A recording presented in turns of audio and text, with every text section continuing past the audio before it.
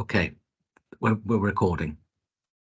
Okay, welcome everybody. This is the meeting of the Executive Cabinet Member for Climate Change and Environment taking place on Monday, the 14th of August 2023. I'm Councillor Richard Sylvester, the Executive Member. So could I welcome our officers, and could I also welcome councillors as well to this meeting. So item 1 on the agenda is the monitoring of decisions. And we've received a monitoring report of Executive Cabinet Member decisions. Who would like to take us through this report? Well, Councillor Sylvester, it's there for noting. Okay. If anybody's got any issues, anybody wants to raise. Okay, so on this report, I have seen on the first item on the agenda, it's a decision which goes back to August 2019. And this is a petition on Mossbank Park and Church Road playing fields, the parking provision. So I'd just like to ask where that is up to at the present time.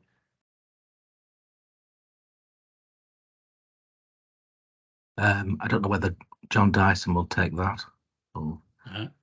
Thank you, Ian. Thank you, Chair. I will take it, but I have to say it actually predates my time in the authority, and I should know the answer to that question, Councillor Sylvester. But I'm very sorry I don't, so I will take that away from this meeting if that's okay, and bring a report back to you offline, in which we can circulate with members as necessary. So thank you. Okay. The second one on the list is the school meals dry goods procurement.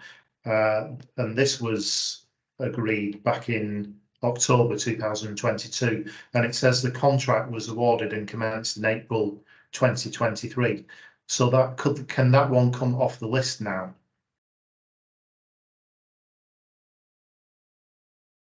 John, did you want to comment on that, or otherwise I'll have a look at it outside this meeting? Yeah, no, it's fine. I mean, Jane's on the call now, but my understanding is that we're actually in an evaluation process for that particular procurement exercise. So, Jane, are you able to confirm that, or? Yeah, it's the contract has been awarded, and we've commenced delivery of it. So, yes, it can come off. My decision, it can be removed. That one can come off the list. That's great. And I think all the other ones are in process, basically. So the other ones should stay on the list. Okay. Are there any questions? Any questions from any of the other councillors on the call about the monitoring report? No. Okay. Just an apology from me, Councillor Sylvester. I'd scrolled down to the end of the report and was looking at the wrong procurement exercise. So forgive me. I was on page 2, which is still a live procurement. So apologies for any misunderstanding on my part there. No problem. So then we go to item 2 on the agenda. It's the Directorate of Place Finance Report 2022-2023 final outturn. So we'll go over to Janet Pollard, who'll take us through this report. Thank you, Chair. So the report in front of you is the Directorate of Place outturn report, and the Directorate of Place overspent by £402,000. This is in line with the reports that I've previously shared with members throughout the financial year. Key financial findings can be found on page 2, and service-specific findings can be found on page 14, which is Appendix A. This report has been based on pre-election portfolios, so that is consistent with the in-year reporting.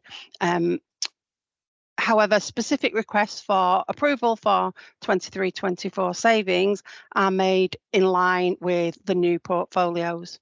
Section 3 on page 6 and 7 provides members with an update on the savings programme. 100% of the allocated programme for 21-23 has been achieved. In March, I brought forward a Directorate budget report seeking approval of £676,000 of savings that contribute towards the 23-24 programme. However, this did leave £180,000 still to be approved.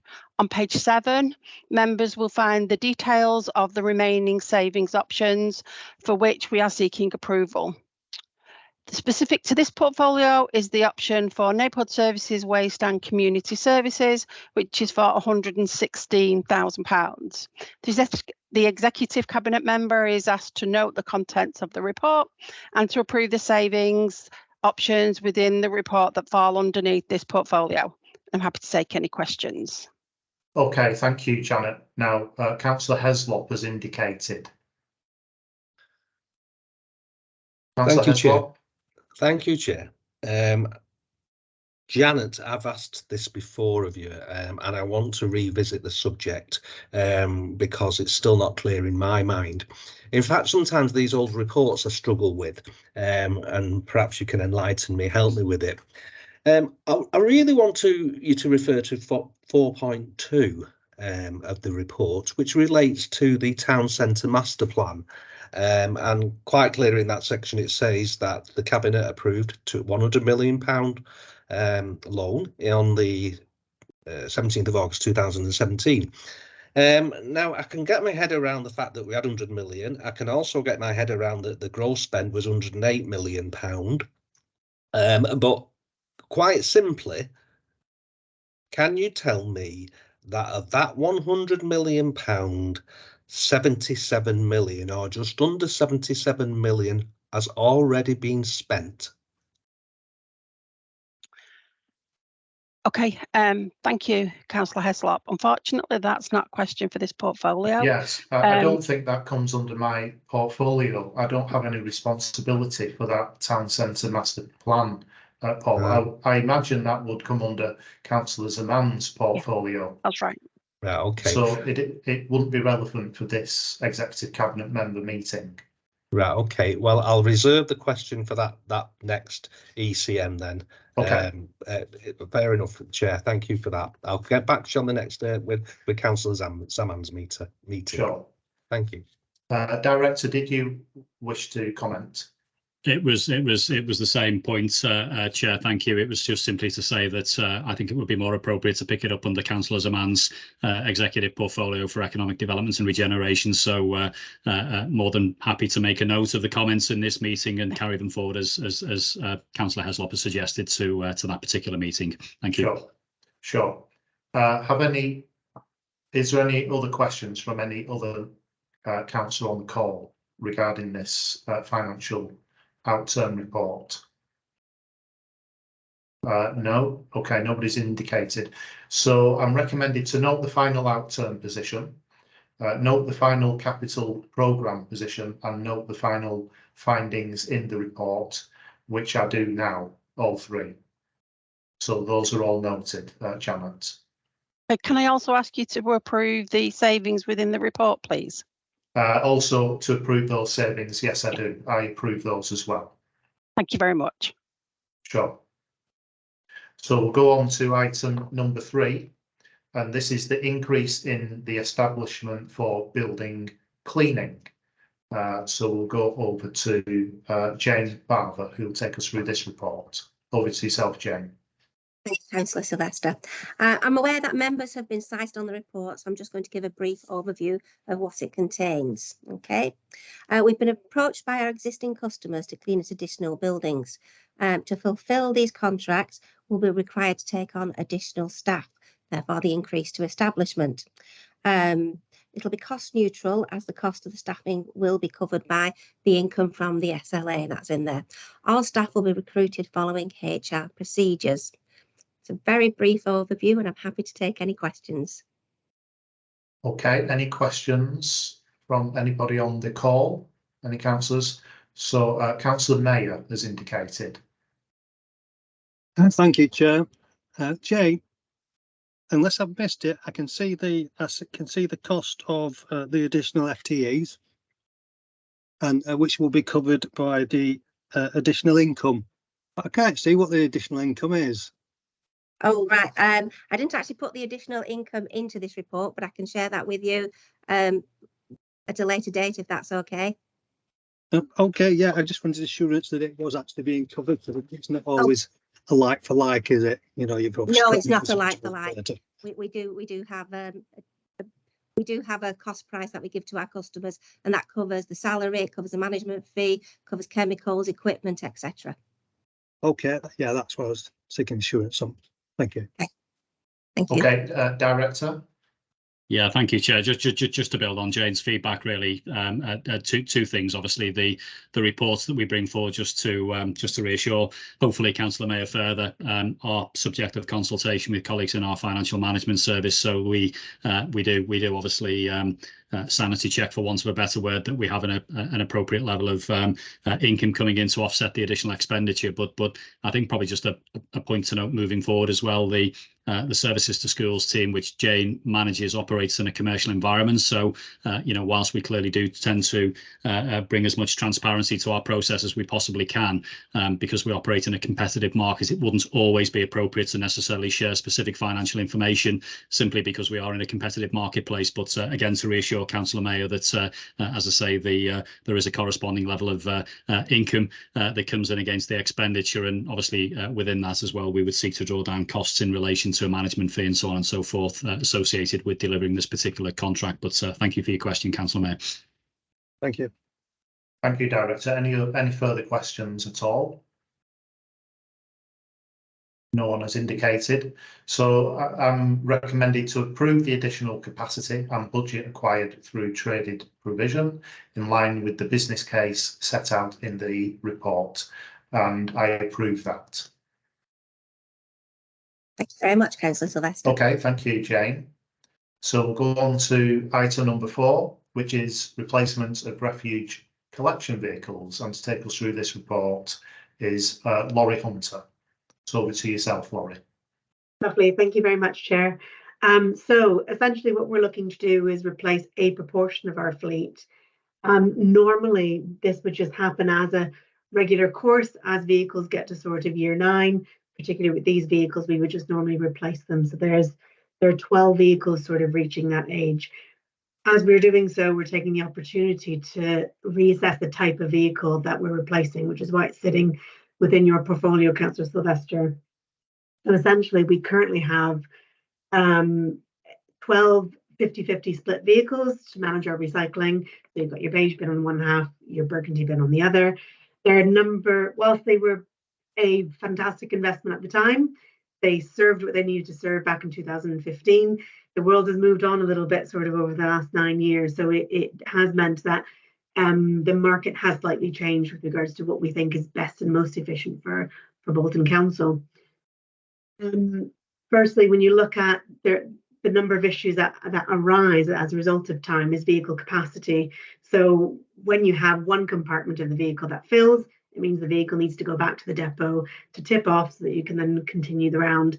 What we're looking to do is manage that slightly differently by having a single chamber vehicle instead of the split chamber. That enables us to maximise the amount of material that we're picking up before we need to return to the depot. So across the week, it's reducing sort of our carbon footprint mileage that we're tackling. We're also trying to reduce issues with maintenance. So when you have a split wagon, you have 2 loaders, 2 compactors, 2 sets of equipment where you normally have 1. That increases the probability of vehicle replacement. What you also have, in addition to this, is there's a lower market use of split back vehicles across England. So because there are fewer local authorities using split back vehicles, you then have a lower availability of parts. So when something goes wrong with one of our vehicles, as they're getting older, you then struggle to sort of get replacement parts for vehicles. Now we do have a decent stock and try to keep that as we can so that we can get our unavailability time as low as possible. But when you have a reduced market for split back vehicles, that reduces your parts availability. What that also relies on is when those vehicles are off, we can only get spare vehicles that are single chambers. So that means that you sort of need a crew for each product type, which increases our costs on unfunded availability. As a result, we're wanting to make our fleet a little bit more flexible. So we're wanting to have single chamber per product, which makes the fleet a little bit more flexible when you're wanting to redirect resources. That means that we're wanting to increase our fleet, funded fleet, from 42 to 49. That then has an implication on the number of staff that you're wanting to take on to run the service. Now, we do have a high reliance on agency. What this paper requests is to reduce that reliance by increasing establishment. So that means that we would need to increase our refuse drivers by 15 FTE and increase our refuse loaders by 23 FTE. So that takes drivers up to 54 and loaders up to 98 to enable us to meet kind of planned and unplanned absence, to enable us to meet our training requirements, health and safety, that sort of thing. There's also an additional team leader due to the increase in number of posts and managerial responsibility. We'd also look to increase the team leader by 1. What this means as a result is that we are looking at an increase in our revenue budget by around £500,000, slightly over that. We're looking to fund this via our savings, our rebate on the waste disposal contract. From the rebate that we've got this year, that's passed, sorry, last year that's passed, that's enough funding for the next 3 years for this additional resource. Our alternative is sort of that we continue on the 50-50 fleet that we have at the moment, and our unavailability continues to increase and increase as the years go by. So that's essentially in a nutshell what the paper includes. I'll pause there just because that kind of summarizes the paper really with regards to vehicles and establishment increase. For a pause for any questions at this point. Thank you. Sure, thank you very much, Laurie. And does anybody wish to ask a question? Councillor Heslop has just indicated, and then it's Councillor Mayor afterwards. So firstly, Councillor Heslop. Yeah, Laurie, you did partly answer one of my questions. I'd already noted down that there was a revenue cost here of £500,000 per annum, and wondered where that £500,000 was going to come from. I had an understanding that the savings from the waste that was previously identified had already been earmarked for something else. Am I wrong there? I thought that was, that we've got this money back from the waste disposal, the GM or whatever it's called, the Waste Disposal Authority, and it was earmarked for something else. One of my major concerns is, and I'm going to talk about further, because to be honest, I thought this was absolutely riddled with potential questions, this report. But question 1, was it not earmarked for something else, that money? The savings from GM Waste Disposal Authority, whatever it's called. Okay. No? Sorry, Chair. To help us out here, because it is quite a detailed answer, I think that needs to come, or a correct answer, I should say, and to help us out here, we've got the director and also Janet Pollard, our financial expert. So feel free to come in, director, and also Janet. Yeah, thank you, Chair. I mean, it was just a brief response, really, mine, just to, I guess, hopefully reassure Councillor Heslop. There are allocations for, if I was to say, other projects within the return from GMCA, but there is an allocation within that that rebate as well for replacement of refuse collection vehicles. Janet, I don't know whether you wanted to answer that at all. Or... Yes, you're right, John. The amount of money we got back from the WDA at the time was put to one side. It is funding a project, but there was some left over which has been put aside for this particular project. How much was that, Janet? How much has come up from WDA? I'm sorry, I would have to come back to you on the exact figure. So I haven't got it in front of me. We've got two elements to this, to be honest. I mean, obviously, it's not been mentioned in the report at all, was the capital cost for the replacement of these. How many vehicles we say? 12 bin wagons. So we've got the capital. So go on, Janet, go on, sorry. Yeah, the capital cost of the vehicles is funded through the vehicle replacement programme that sits within waste. So it is, we have I think you've seen the reports before, we have an annual programme that rolls each year, right, and it's funded through that pot of money, and it's fully funded. And how much is the cost of replacing these 12 bin wagons? I forgot the name, is it refuse collection vehicles? Yeah. I would have to look at Laurie just because I haven't got the figure sort of cemented in my brain, but I can get hold of it if you need it. Laurie? Yeah, they're roughly, depends on the procurement exercise and what bidders come back with, but they're roughly about 200k, maybe just under for a single chamber. Your split chamber is slightly more per vehicle, but they're around that ballpark figure. So the next question leads on. I mean, we've got more bin. We know we've got more RCVs, what they're called. But I don't think the tonnage has increased. Why is there a need to have all these additional staff? Because we're taking on this additional staff, and once it's the cost of agencies taken out of the equation, it's £500,000 per year. I'm going to go back to this £500,000, but what are the do our own staff not work as hard as agency staff? There's not any additional rubbish coming in. I mean, households aren't producing any more rubbish. So can you explain to me the need for these additional staff to man these vehicles? What's changing there? Thank you. Okay, so what we're changing is what we're looking at. The last time that we did a overall review of this nature was when we did a review back in 2012, I believe. So it started off in 2007 and we had a second phase in 2012. We've not really reviewed wholesale the budget and vehicles since then. So there has been an increase in property numbers. So when you look at patterns over the last few years, there's roughly an increase of about 500 to 700 properties per year.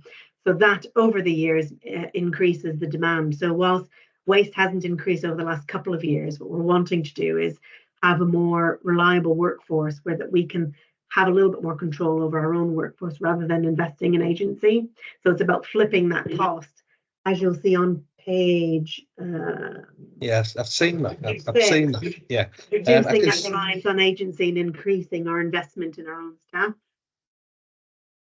Yeah, I can see that in the report. What I don't understand is we're collecting so much rubbish today, this Friday, in Farnborough and Kerrs, we're collecting so much, and the rest of the borough during the week. Why is that changing, that we need all of a sudden all these extra staff when we've got new vehicles that are more reliable, apparently, with less breaking down, so staff won't be losing hours? I just don't understand why this extra staff is needed. So yeah, as you separate product, sorry, John, I'll just finish the product answer and then I'll pass on to you. And when you separate products and you're focusing simply on either the burgundy bins or the beige bins, it's allowing that vehicle efficiencies, that capacity to fill up completely before you then need to return to the tip. But what it means is that you need a different crew doing the burgundy bin and the beige bin. You can't have the same crew as we do at the moment. So there is a difference. So that the additional staff is to do with the number of vehicles and the number of products that you're dedicating to one round. Does that make sense? I'm still struggling. I really am struggling with this notion of that we would need. How can this be efficient if we're actually increasing the number of staff with new vehicles?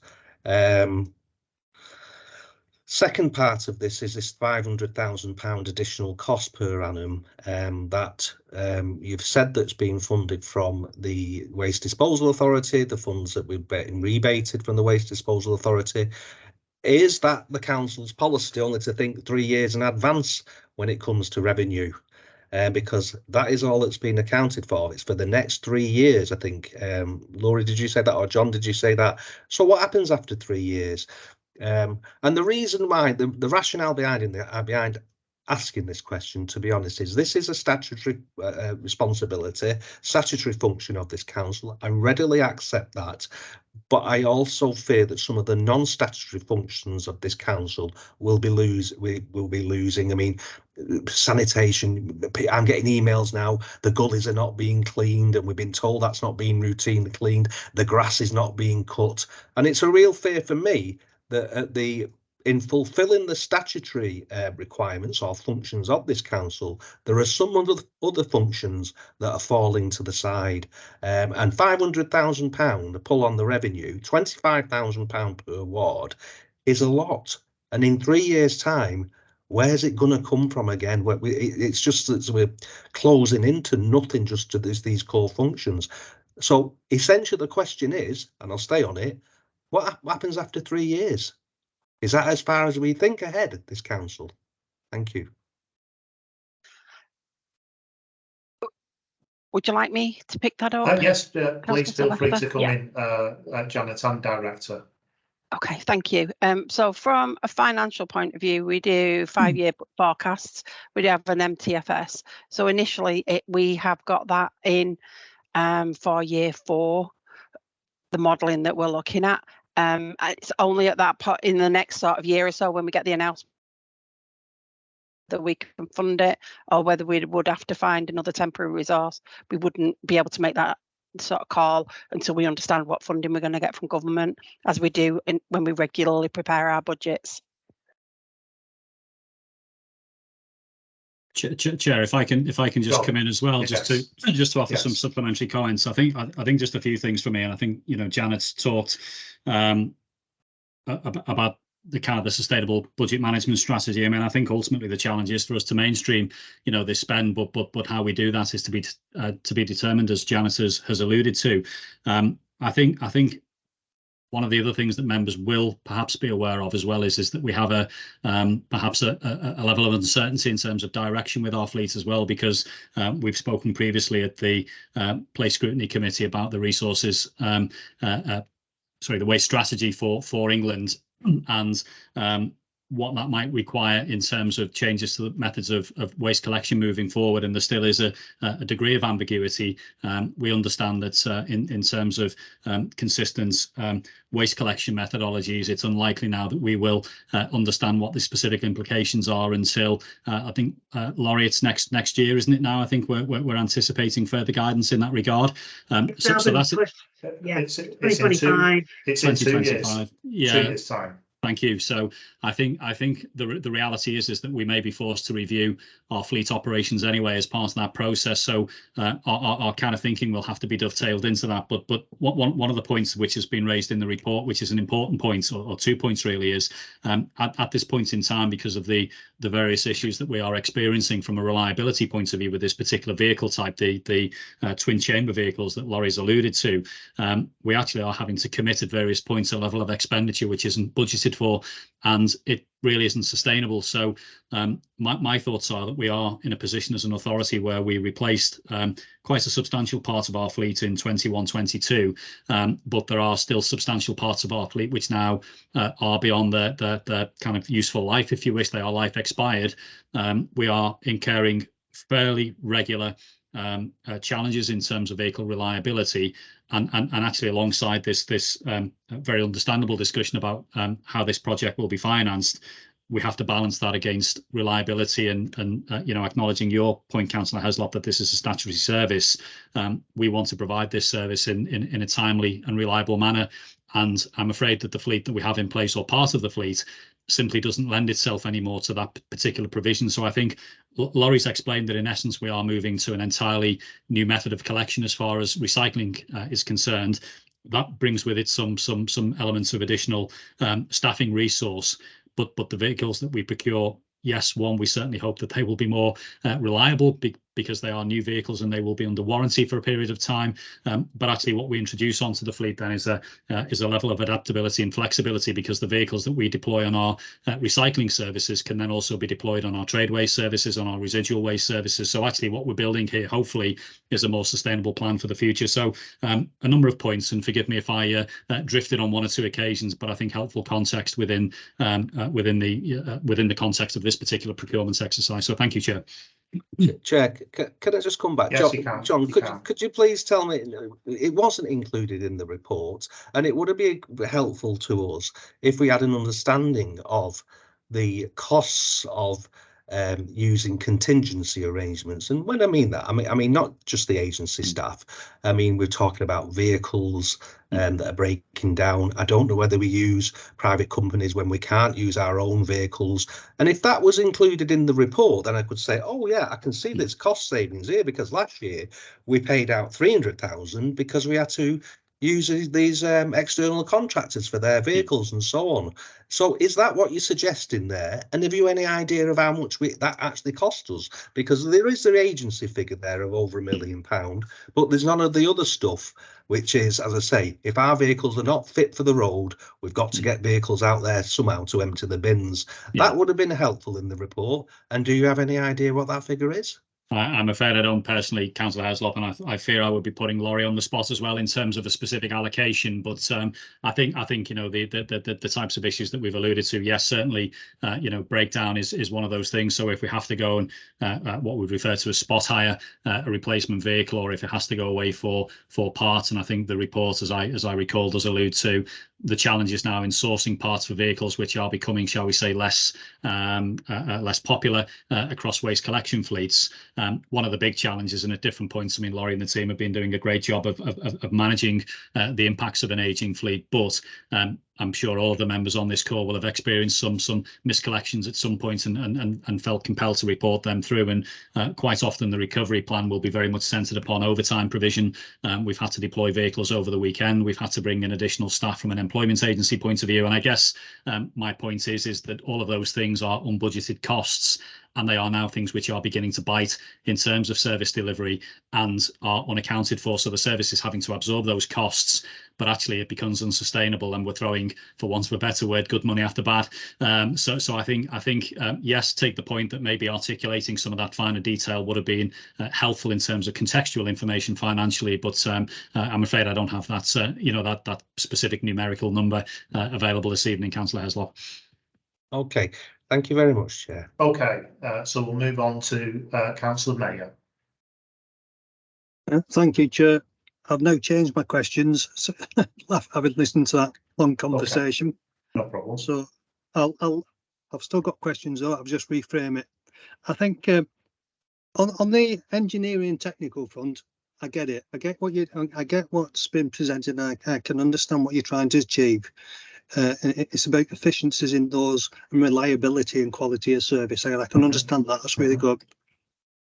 What I struggled with the paper, and I've listened to the conversation before, is it's about demonstrating value for money. I think a simple tabulated table where it demonstrated costs versus efficiencies may well have answered a lot of the questions that were brought up in the earlier conversation, and what I had too. And that would have been quite reassuring if you could see that. I had the same concern about 3 years. What happens after 3 years? Are you putting the pressures onto the residents through council taxes, etc., and which obviously we're not keen on. And I just didn't quite understand this when it was said that the vehicle replacements would be funded through existing annual vehicle replacement budget. I would assume that if you had X number of vehicles in a year, you normally have them X number of vehicles, you plan to replace X number of vehicles, but you've actually moved to Y number, you've increased the fleet. So I just wondered where that additional fund source came from. Those are my other comments. Okay, do any of the officers wish to answer Councillor Mayor? We'll go over to Janet. Thank you, Chair. I can answer the question around the vehicle fleet replacement programme. So we estimate, so we have a rolling programme over a number of years, and so we estimate how much we think we have to spend every year, but depending on the vehicles and the reliability, some last a bit longer and some don't. But also, as we're a shrinking council, we don't need as many vehicles. We have also sought approval in the past to use prudential borrowing if we need that to cash flow the vehicles. So that's how we're using it. We don't need to use prudential borrowing. This money is sitting in the reserves at the moment, ready to fund the vehicle replacement programme for this financial year, including these vehicles. There's enough money in there. Okay, so what you're saying is you've reduced vehicles in other areas, or the costs associated with those? That's yeah, and often we can get better prices than we originally think we can once we go out to procurement, and that in itself saves us some money. So over a period of time, what we do is, if we underspend on that vehicle replacement programme, we move that into reserves so it funds future years. So we do ring fence that for the vehicle replacement programme, so we have got enough money in there to fund these vehicles, and it won't have an impact on sort of next year's revenue programme for vehicle replacements. Okay, thank you. That was informative. You're welcome. Okay, any further questions at all? Okay, so I'm recommended to proceed with option 2 described in the report to deliver greater operational sustainability, efficiency and value for money over the life cycle of the RCV fleet, including proposed increases to establishment as described in the report. So I am happy as Executive Cabinet Member to proceed with option 2.